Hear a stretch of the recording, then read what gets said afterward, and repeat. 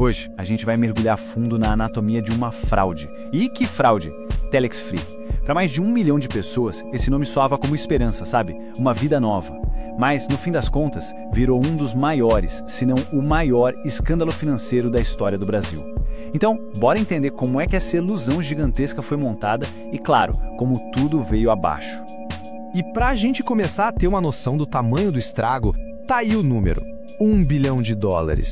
É uma cifra absurda. Esse valor sozinho já dá uma ideia do poder de atração, do alcance global que essa fraude conseguiu ter. É impressionante. O que nos leva, claro, à pergunta que não quer calar. Como? Como que uma suposta empresa de telefonia conseguiu passar a perna em mais de 1 milhão de pessoas? A resposta, como a gente vai ver, está numa ilusão. Uma ilusão muito, mas muito bem construída. Então vamos começar pelo começo, né? Pela base de toda essa operação. Por trás daquele papo de inovação, de oportunidade única, o que existia mesmo era essa ilusão bilionária projetada nos mínimos detalhes para parecer de verdade. Olha só, a fachada oficial tinha até um nome sério: Impactos Comercial S.A. Mas o nome que todo mundo conhecia, a marca da vez, era Telex Free. E ela se vendia como o quê? Uma revolução no marketing multinível. Era um modelo de negócios que prometia uma oportunidade única na vida e, claro, atraiu uma multidão de gente querendo investir. Só que, na real, o que sustentava essa história toda era um velho conhecido, o esquema de Ponzi. E aqui o interessante é ver como funciona. O dinheiro não vinha de nenhum produto que dava lucro, nada disso. A grana vinha, simplesmente, do fluxo constante de gente nova entrando no esquema. O dinheiro de quem entrava hoje pagava quem entrou ontem. Um modelo que, por natureza, uma hora quebra. Não tem como dar certo. Bom, e toda fraude que se preze precisa ter uma fachada convincente, né? No caso da Telex Free, a isca era um suposto produto de tecnologia. Vamos dar uma olhada nesse produto e no processo que, de tão simples, acabava fisgando todo mundo. O tal produto era um serviço de telefonia pela internet, o famoso VoIP. Parecia moderno, tecnológico, super legítimo, só que tinha um pequeno, grande problema. A empresa simplesmente não tinha autorização da Anatel para operar isso no Brasil. Ou seja, a base do negócio já nasceu completamente ilegal. E o caminho para quem entrava era uma simplicidade que chegava a enganar. Basicamente, a pessoa investia uma grana, aí todo dia tinha que postar uns anúncios na internet sobre o tal serviço VoIP e o passo mais importante de todos, recrutar mais gente para o esquema. Pronto, o pagamento vinha daí. Essa coisa de postar anúncio era só para parecer que existia um trabalho de verdade, para dar um ar de legitimidade. E é aqui que o abismo entre a promessa e a realidade fica escancarado. De um lado, eles vendiam o sonho, né? A liberdade financeira, a fazer parte de uma empresa de tecnologia global. E do outro lado, a realidade nua e crua. Um esquema de pirâmide ilegal, onde o dinheiro de quem entrava servia só para pagar quem chegou antes. E aquelas sedes internacionais chiques eram, na verdade, só uns escritórios virtuais. Mas nem um castelo de cartas desse tamanho, construído em cima de uma mentira, uma hora ele desmorona. E agora a gente vai ver exatamente o momento em que tudo começou a vir abaixo. E a queda foi, olha, muito rápida, e em 2 países ao mesmo tempo. Tudo começou a dar errado em junho de 2013, quando a Justiça do Acre bloqueou tudo aqui no Brasil.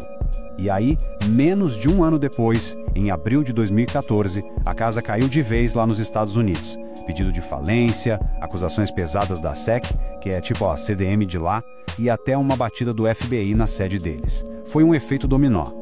E essa frase aqui, nossa, ela é muito forte. Ela mostra um nível de fanatismo quase e de desespero que a empresa conseguiu criar. Um divulgador soltou essa durante um protesto em Brasília. Isso mostra que, para muita gente, a Telex Free não era só um jeito de ganhar dinheiro. Era a única esperança de fugir de uma vida difícil. E eles defendiam essa esperança com tudo o que tinham. Bom, com o esquema todo exposto, chegou a hora do acerto de contas. Os fundadores e todos os envolvidos tiveram que encarar a justiça. Por muito tempo, a defesa foi negar tudo. Mas com a justiça apertando o cerco, a verdade acabou aparecendo. E veio de onde menos se esperava, de dentro da própria cúpula da empresa. O momento da virada, o checkmate, foi em outubro de 2016. Um dos chefões, o cofundador James Merrill, simplesmente se declarou culpado num tribunal americano. Ele admitiu: sim, era fraude, era uma pirâmide gigante. Essa confissão foi a pá de cal, a confirmação oficial vinda de um dos caras que inventou tudo. E quando as autoridades começaram a seguir o rastro do dinheiro, o tamanho do absurdo ficou ainda maior. Porque não era só sobre transferências bancárias, não. A gente tá falando de uma montanha de dinheiro vivo, escondido dos jeitos mais bizarros que se possa imaginar. E essa aqui talvez seja a imagem mais icônica do caso todo. 20 milhões de dólares. Em dinheiro. Escondidos dentro de um colchão. Imagina a cena. A grana foi apreendida com um mensageiro brasileiro lá em Massachusetts e só serviu para provar a escala da lavagem de dinheiro que rolava por trás de tudo. E é fundamental entender uma coisa. A Telex Free não foi só um problema nosso aqui do Brasil. Ela se tornou um alerta, um grande alerta para o mundo inteiro. Dá para ver aqui que até a da Telex Free foi longe. O esquema se espalhou muito além das nossas fronteiras.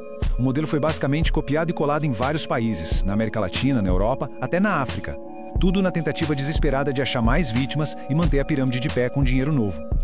E de volta para o Brasil, o ponto final da justiça veio em 2015. A empresa foi condenada a pagar 3 milhões de reais por danos morais coletivos. Claro, perto do rombo bilionário, é um valor simbólico, mas foi um reconhecimento oficial do estrago gigantesco, social e financeiro que essa fraude causou na vida de milhares de famílias aqui no país.